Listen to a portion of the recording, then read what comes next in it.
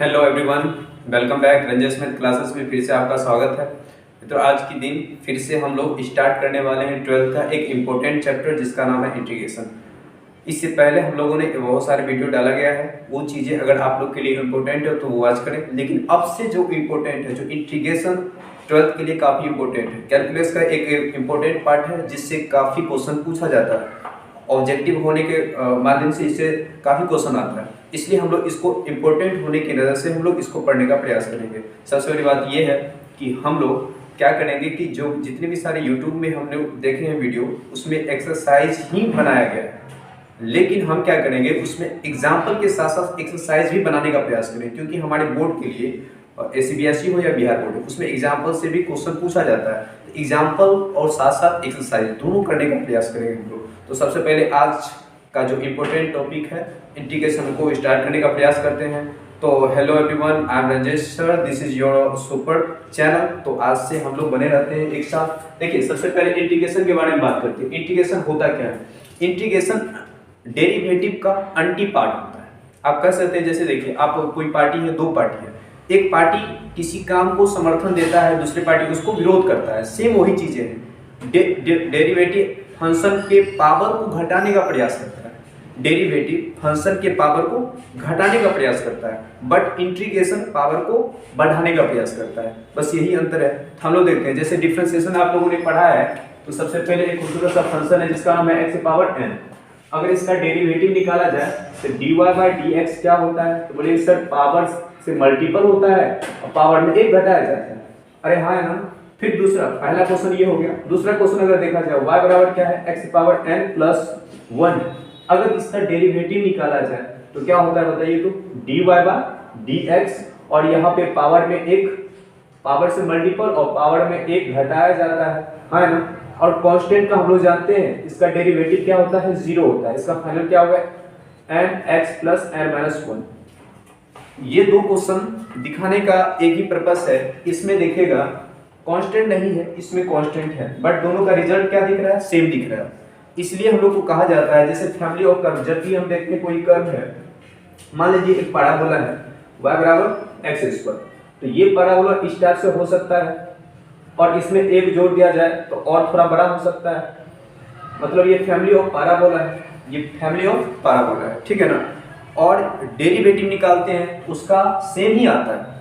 Family of parabola हो, family of circle हो, या फैमिली ऑफ स्ट्रेट लाइन हो, सभी का जो डिफरेंशिएशन होता है उसका सेम ही होता है। लेकिन इंटीग्रेशन निकालेंगे तो इंटीग्रेशन निकालने वक्त ये बात ध्यान रखेंगे, क्योंकि ये डेरिवेटिव कांस्टेंट को 0 कर देता है, बट कांस्टेंट तो छोड़ता ही नहीं है, तो इंटीग्रेशन के लिए कांस्टेंट कहाँ से लाएंगे? इसलिए हम लोग क्या करते हैं, जब इंटीग्रेशन निकालते हैं उसके लिए एक कांस्टेंट हम बगल से दे देते हैं कि ये कांस्टेंट हो सकता है, और वो कांस्टेंट क्या है ये हमें पता नहीं रहता है। तो जिस इंटीग्रेशन में हमें कांस्टेंट पता होता है उसे बोलते हैं डेफिनिट इंटीग्रेशन, और जिसमें कांस्टेंट पता नहीं होता है उसे बोलते हैं इनडेफिनिट इंटीग्रेशन, ठीक है ना।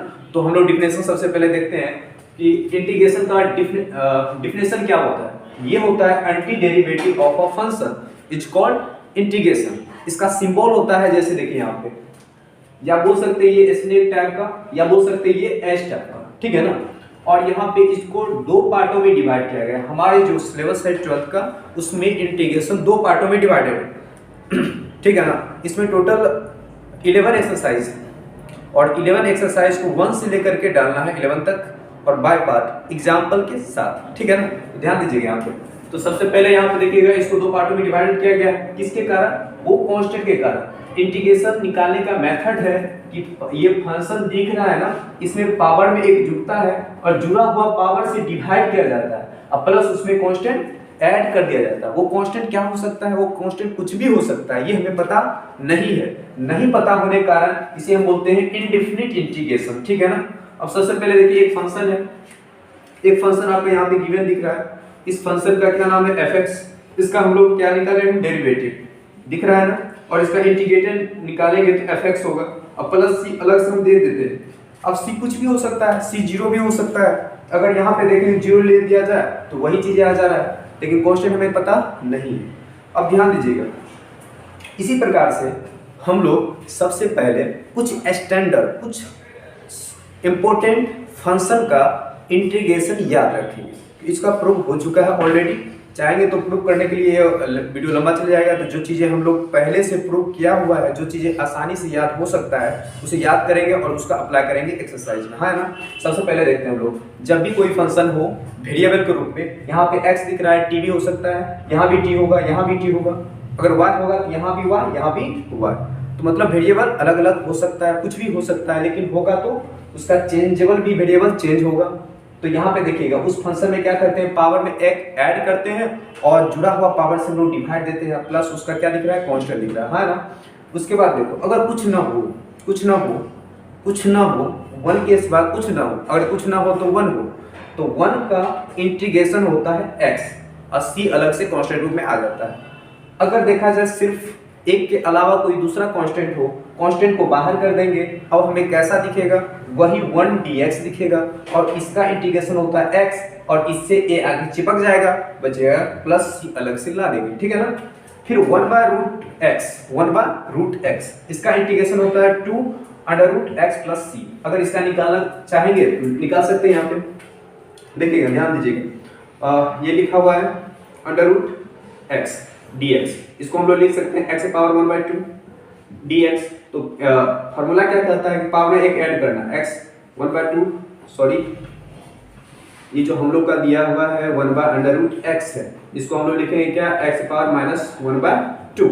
इंटीग्रेशन निकालते हैं तो क्या करते हैं भाई साहब, पावर में एक जोड़ते हैं और जुटा हुआ पावर से डिवाइड देते हैं, ठीक है ना।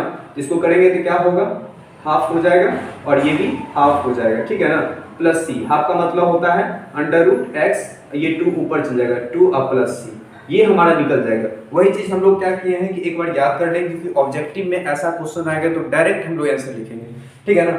अब उसके बाद आते हैं 6 नंबर 1/x²। 1/x² का इंटीग्रेशन होता है -1/x, -1/x। 1/x² का इंटीग्रेशन होता है -1/x प्लस c। अब देखिए 1/x का इंटीग्रेशन log x होता है plus c, log x plus c, ये सब का सब एंटी डेरिवेटिव है। ये सब का सब क्या है, एंटी डेरिवेटिव, यानी कोई फंक्शन का डेरिवेटिव निकला और उसको किए तो हमें क्या निकल रहा है, फंक्शन आउटपुट आ रहा है, ठीक है ना। तो यहाँ पे ध्यान दीजिएगा, साइन का इंटीग्रेशन होता है माइनस कोस। ध्यान दीजिएगा, जब भी उस साइड c वाला कोई फॉर्मेट आए उसमें माइनस आता है, c वाला फॉर्मेट आएगा तो माइनस आएगा। देखो उधर c आ रहा है ना, तो माइनस लग गया, sine minus cos x, cos x का होता है sin x, tan x का होता है log sec x, cot x का होता है, देखो cot x का log mod sin x plus c, sec square x का होता है tan x plus c, tan x plus c। अब देखते हैं sec x का होता है log sec x plus tan x, cosec x का होता है और log cosec x minus cot x। ये हमारा स्टैंडर्ड कुछ फंक्शन का इंटीग्रेशन है जो हम लोग को माइंड में रखना है और एक्सरसाइज बनाना है। एक्सरसाइज से पहले एग्जांपल जो हम लोगों ने प्रॉमिस किए हैं, जो हम लोग को बोर्ड के लिए काफी इंपॉर्टेंट है, ये हमें बनाना चाहिए, ठीक है ना। तो देखते हैं हम लोग।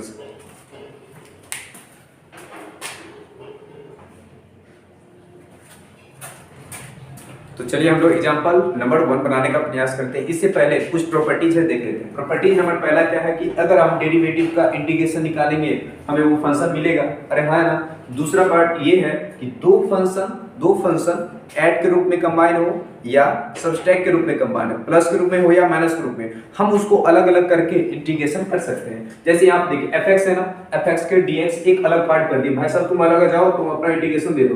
फिर दूसरे को अलग कर दिए हैं, बोले तुम भी अपना इंटीग्रेशन दे दो। बीच में क्या है, प्लस है तो प्लस लेंगे, माइनस है तो माइनस ले लेंगे। ये हमारा दूसरा प्रॉपर्टीज हो गया, नो डाउट। अब हम लोग देखते हैं पहला एग्जांपल क्या है, cos 2x। पढ़िए पहले, right anti derivative. Anti derivative का मतलब जो होता है इंटीग्रेशन। एंटी डेरिवेटिव का मतलब क्या होता है, इंटीग्रेशन। हम लोग इंटीग्रेशन निकालने का प्रयास करेंगे। dx निकालते हैं तो cos का क्या होता है, cos का होता है sin, तो sin और थीटा एंगल के जगह क्या दिख रहा है, 2x लिख देंगे और प्लस c। अब एक बात ध्यान रखेंगे, जब हम लोग डेरिवेटिव निकालते थे उसके साथ जो वेरिएबल कोफिशिएंट होता था उससे मल्टीपल करते थे, लेकिन इंटीग्रेशन में उससे डिवाइड करेंगे। तो यहाँ आप देखिए इसके साथ 2 है, हम लोग 2 से डिवाइड करेंगे। ये चीज याद रखना है ना, ये चीज याद रखना है, क्योंकि ऑब्जेक्टिव में मैक्सिमम ऐसा दिया जाता है सेम रहेगा, लेकिन उसमें से मैक्सिमम स्टूडेंट कोफिशिएंट के कारण गलती टिक करके आ जाता है। सेकंड नंबर हम लोग देखते हैं 3x² प्लस 4x3।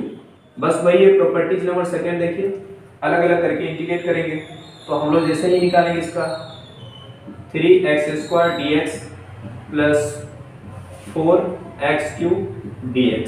अब ध्यान दीजिएगा, तो x का पावर में एक जोड़ेंगे और जुड़ा हुआ पावर से डिवाइड देंगे, इसका कहानी खत्म। प्लस 4 कांस्टेंट है बाहर, x से पावर, यहाँ पे देखिए x से पावर क्या है 3, एक जोड़ेंगे और जुड़ा हुआ पावर से डिवाइड दे देंगे, लास्ट में क्या लाते हैं कांस्टेंट c। अब क्या करेंगे देखो 3x से पावर 3/3 प्लस 4 प्लस c, इससे 3 से 3 कैंसिल, 4 से 4 कैंसिल, रिजल्ट आ जाएगा x पावर 3 x से पावर 4 प्लस c, ये हो जाएगा हमारा आंसर। सेकंड हो गया कंप्लीट। अब हम लोग थर्ड देखते हैं। थर्ड क्या कहता है, थर्ड में लिखा हुआ है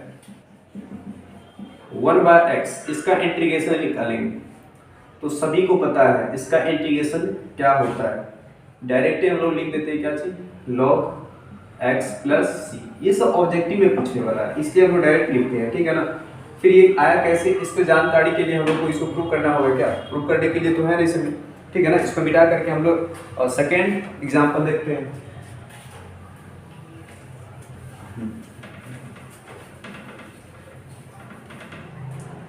एग्जाम्पल नंबर सेकेंड में देखिए क्या लिखा हुआ है। एग्जाम्पल सेकेंड में find the following integral. Find, एक नंबर में क्या गिवन है, x³ minus 1 x² dx। Second number में गिवन है x से power 2/3 plus 1 dx। Third number में गिवन है x से power 3/2 plus 2 e to the power x minus 1/x dx। चलिए हम लोग इस तीनों को अच्छे कंसेप्ट के साथ बनाने का प्रयास करते हैं, समझ करके ध्यान दीजिएगा। सबसे पहले क्या है सर, नीचे भी फंक्शन ऊपर भी फंक्शन। हम लोग ऐसा नहीं जटिल को आसान करने का प्रयास करेंगे, ये जटिल दिख रहा है इसको आसान करने का प्रयास करते हैं। इसको प्रश्नावली रूप से डिवाइड कर सकते हैं, x² माइनस 1/x² और यहाँ पे dx। बोलो हाँ है ना। अब ये बताइए, जब डिवाइड होता है तो पावर घटता है, इसका पावर घटेगा, 3 में 2 जाएगा, बचेगा 1, है ना, माइनस। अब ये देखिए 1/x² है, रहने देते 1/x² dx, और इसको लिखते हैं x dx, और इसको भी माइनस के साथ इंटीग्रेट करने का प्रयास करते हैं। हम लोग को कुछ फॉर्मूला याद होनी चाहिए, जिसकी इसका पावर क्या है 1 है, इसमें ऐड करेंगे तो 1 1 2 हो जाएगा, और पावर जुड़ा हुआ पावर से डिवाइड दे देते हैं, प्लस यहाँ पे देखिए प्लस नहीं माइनस का सिंबल होगा। अब बताइएगा 1/x² का हम लोग आप याद कर चुके हैं, माइनस 1/x होता है, माइनस 1/x होता है, लेकिन अगर चाहते हैं इंटीग्रेट करने के लिए कर सकते हैं, जैसे x to the power -2x लिखेंगे, क्योंकि यहाँ पे ऊपर जाएगा तो -2 होगा ना, x² माइनस इसमें पावर जोड़ेंगे और जुड़ा हुआ पावर से डिवाइड देंगे, तो रिजल्ट क्या आने वाला है x²/2, और ये हो जाएगा x पावर -1 और नीचे हो जाएगा -1 प्लस c। फाइनली क्या हो जाएगा x²/2 और minus plus x power 1 x power 1/x हो जाएगा प्लस c। ये हमारा आंसर आ जाएगा। ध्यान समझिएगा, पावर क्या है माइनस में है, उसमें एक जोड़ेंगे तो -1 आएगा, दिख रहा है ना। अच्छा, -2 में 1 जोड़ेंगे -1, माइनस माइनस क्या हो जाएगा प्लस, और -1 का कारण x बार -1, इसको लिखते हैं 1/x, वही यहाँ पे लिखा हुआ है, और ये हमारा क्या हो गया आंसर आ गया, हाँ ना। फिर हम लोग आगे बढ़ते हैं, एक और है एग्जाम्पल, ये तो पहला बना है, इसको मिटा करके हम दूसरा बनाने का प्रयास करते हैं। दूसरा देखिए क्या लिखा हुआ है सर, यहाँ पे ध्यान दीजिएगा, x से पावर 2/3 dx प्लस 1 dx करेंगे, अलग अलग कर सकते हैं, इसमें एक जोड़ेंगे, 2/3 में एक जोड़ेंगे और जुड़ा हुआ पावर से भागा दे देंगे, प्लस 1 का होता है x अब प्लस c हो जाएगा, जोड़ो तो इसको 5 x पावर 5/2 हो जाएगा, ये भी 5/2 होगा, लेकिन इसका 2 ऊपर चल जाएगा और नीचे हो जाएगा 5 प्लस x प्लस c। ये भी हमारा आंसर आ गया, हाँ ना। अब हम लोग आते हैं थर्ड नंबर बनाने का प्रयास करते हैं। चलिए थर्ड नंबर देखिएगा क्या लिखा हुआ है। लिखा हुआ है x power 3/2 plus 2 e to the power x minus 1/x।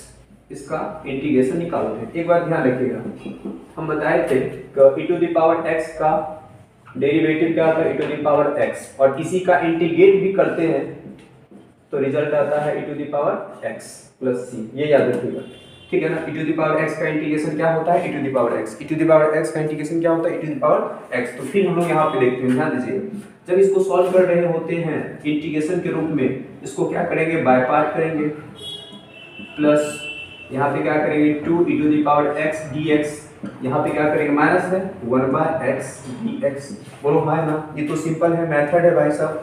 आगे देखते हैं, हम क्या करते हैं, पावर में एक जोड़ते हैं, जुड़ा हुआ पावर से डिवाइड दे देते हैं, 3/2 प्लस 1। अब यहाँ पे क्या करेंगे, 2 बाहर है, e to the power x का e to the power x होता है, माइनस 1/x का क्या होता है log x। याद कर चुके हैं हम लोग, ठीक है ना। अब देखते हैं, ये हो जाएगा इसको 5/2, ये भी होगा 5/2 plus 2 e to the power x minus log x plus c। अब देखते हैं, इसका 2 ऊपर चल जाएगा तो 2/5 x power 5/2 plus 2 e to the power x minus log x plus c। देखिए फास्ट है तो एक बार क्या करेंगे, YouTube पे डाला हुआ वीडियो क्या आप पॉज करके यानी पीछे कर सकते हैं, आगे कर सकते हैं, उसको बार बार देख सकते हैं, ठीक है ना।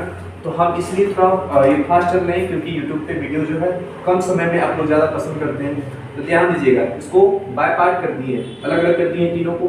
अब इसका इंटीग्रेशन किए हैं, देखो वेरिएबल पे जो पावर होता है उसमें एक ऐड करते हैं और छूटा हुआ पावर से डिवाइड देते हैं। e to the power x का वही होता है, कांस्टेंट को बाहर करके वही हो गया। अच्छा 1/x का log x होता है ना, जो फाइनल आपको बोर्ड पे दिख रहा है, ठीक है। तो हम देखते हैं सेकेंड एग्जांपल।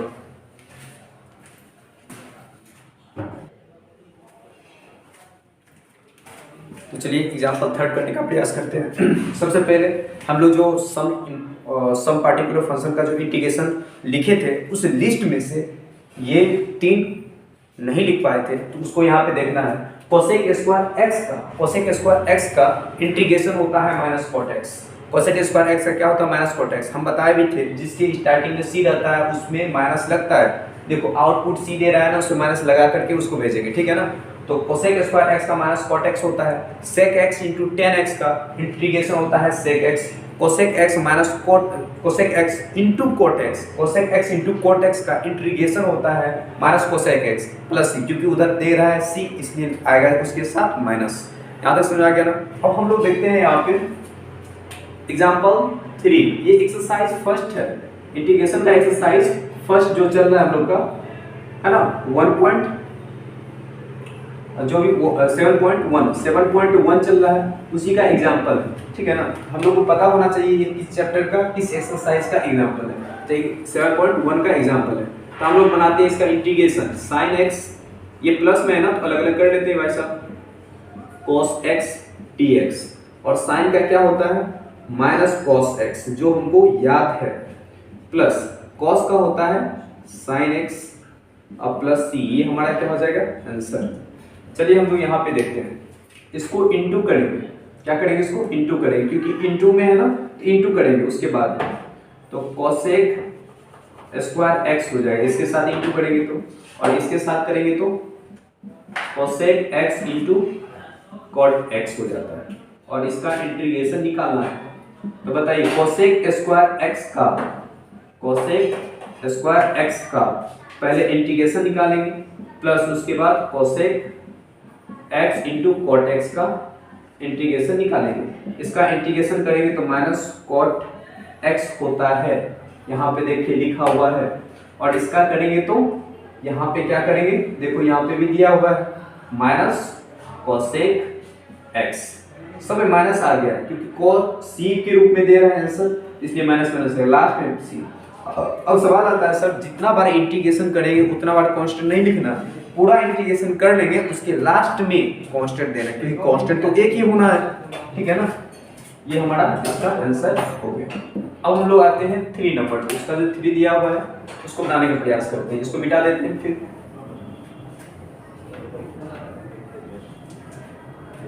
देखिए उसको हम 3 नंबर कैसे बनाते हैं। यहाँ क्वेश्चन लिख दिया जा रहा है फिर से 1 माइनस साइन एक्स, नीचे लिखा हुआ है कॉस स्क्वायर एक्स dx। तो हम लोग क्या करेंगे, अलग अलग करेंगे, सेपरेट करेंगे। तो 1 by cos square x minus sine x by cos square x और ये dx। अब क्या करेंगे, 1 बाय कॉस होता है सेक, तो ये हो जाएगा सेक स्क्वायर एक्स, और ये साइन, इसको अलग अलग कर लेते हैं, साइन एक्स नीचे कॉस एक्स, एक और बचा कॉस, तो उसको कॉस को अलग कर लेते हैं। अब इसको हम लोग क्या देखेंगे, सेक स्क्वायर एक्स माइनस ये 10 में कन्वर्ट हो जाएगा, और ये दिख रहा है ये 1 बाय कॉस होता है सेक एक्स, सेक एक्स। तो यहाँ पे ध्यान दीजिएगा सेक स्क्वायर एक्स का इंटीग्रेशन होता है 10x, और 10x इंटू सेक एक्स का 10x इंटू सेक एक्स का होता है सेक एक्स प्लस सी। ये हमारा क्या हो जाएगा फाइनल आंसर। तो हमारा एग्जाम्पल नंबर 3 भी कंप्लीट हो चुका है। देखते हैं एक और गिवन है एग्जाम्पल 4। एग्जाम्पल 4 भी है, इसको भी हम लोग देख करके आज का वीडियो यहीं पे समाप्त करेंगे। चलिए लास्ट एग्जाम्पल है 4 नंबर, इसको बनाने का प्रयास करते हैं। इसमें समझना है, समझना इंपॉर्टेंट है। पहले देखिए यहाँ पे देखिए find anti derivative of F, यानी देखिए ये कैपिटल एफ का एंटी डेरिवेटिव निकालना है, ठीक है ना। Anti derivative of small F का, ठीक है ना। यहाँ ध्यान दीजिए anti derivative F, anti derivative उसका क्या होता है, एफ होता है। एंटी डेरिवेटिव क्या होता है, एफ किसका, फंक्शन एफ का, यानी ये जो फंक्शन दिया हुआ है इसका एंटी डेरिवेटिव निकालेंगे तो क्या होगा। तो सबसे पहले देखते हैं एफ एक्स आपका गिवन है कितना, स्मॉल एफ, ये गिवन है 4x³ माइनस 6, इसका एंटी डेरिवेटिव निकालेंगे, यानी एफ एक्स, तो यहाँ निकालेंगे तो 4x³ माइनस 6, ठीक है। अब ध्यान दीजिएगा द एंटी डेरिवेटिव एफ, इसका जो है एंटी डेरिवेटिव एफ हो जाता है, इसका करेंगे तो हो जाएगा कैपिटल एफ एक्स, और यहाँ पे इसका करेंगे निकालेंगे तो पावर में एक जोड़ेंगे, कांस्टेंट तो 4 है, रहने ही देते हैं इसको, या अलग अलग कर देते हैं 4x³ dx, ठीक है ना। 4 को बाहर कर देते, कांस्टेंट है, माइनस 6 को भी बाहर करते हैं, 1 बचेगा dx। अब यहाँ पे करते हैं तो 4 पावर में एक जुटेगा, जुटा हुआ पावर से डिवाइड हो जाएगा, माइनस 6 और 1 का हो जाएगा x, और प्लस लास्ट में क्या दिख रहा है c। तो एफ एक्स बराबर क्या निकल जाएगा, ये से कट ही जाएगा, x से power 4 minus 6x plus c, ये हमारा निकल गया एंटी डेरिवेटिव। फिर से एक बार क्वेश्चन पढ़िएगा, कह रहा है कि एंटी डेरिवेटिव f होता है, एंटी डेरिवेटिव क्या है, कैपिटल f है, किसका, ये स्मॉल f का, यानी स्मॉल f ये फंक्शन है, इसका एंटी डेरिवेटिव निकालेंगे, क्या निकालेंगे, एंटी डेरिवेटिव यानी इंटीग्रेशन निकालेंगे। तो एफ एक्स का इंटीग्रेशन निकालेंगे तो आएगा कैपिटल एफ जो यहाँ बता रहा है, और इसका एंटी डेरिवेटिव निकालेंगे तो निकलेगा ये, और ये हमारा जो निकला वो है फंक्शन, और उस फंक्शन में x के जगह पे 0 पुट करेंगे, क्योंकि यहाँ पे क्या रखेगा 0, तो आउटपुट हमें क्या देता है 3। तो हम लोग रखते हैं f0, जैसे ही इसमें रखें x का 0, तो 0 का power 4 minus 6 into 0 plus c हो जाएगा। अरे हाँ ना, इसको 1 मान लेते हैं, ठीक है ना। अब क्या करेंगे, f0 का मान क्या है 3, और यहाँ पे 0 माइनस 0 प्लस c, यानी c का मान डायरेक्टली 3 निकल गया।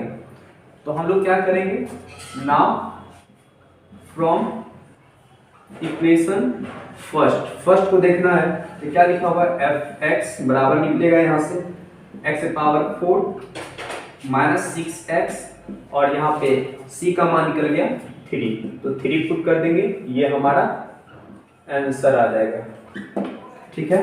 तो हमारा एग्जाम्पल पूरा कंप्लीट हो गया। अब नेक्स्ट वीडियो में हम लोग एक्सरसाइज बनाएंगे। इसी प्रकार से धीरे धीरे स्टेप बाय हम लोग इस ये बड़ा सा जटिल और बोल सकते हैं जो स्टूडेंट के लिए काफ़ी हार्ड होता है इंटीग्रेशन, उसको हम लोग बनाने का प्रयास करेंगे, और बोर्ड में अच्छे नंबर लाने का एकदम पूरा संघर्ष जारी रहेगा। तो आज हम यहीं पे अपने वीडियो को और स्टॉप करते हैं। अगर वीडियो अच्छा लगे तो आप लोग शेयर करें, लाइक करें और अपने दोस्तों को भी इसे बताएं कि तैयारी आप बेटर करना चाहते हैं तो आप इस चैनल को सब्सक्राइब करके आप देखें। ठीक है, धन्यवाद।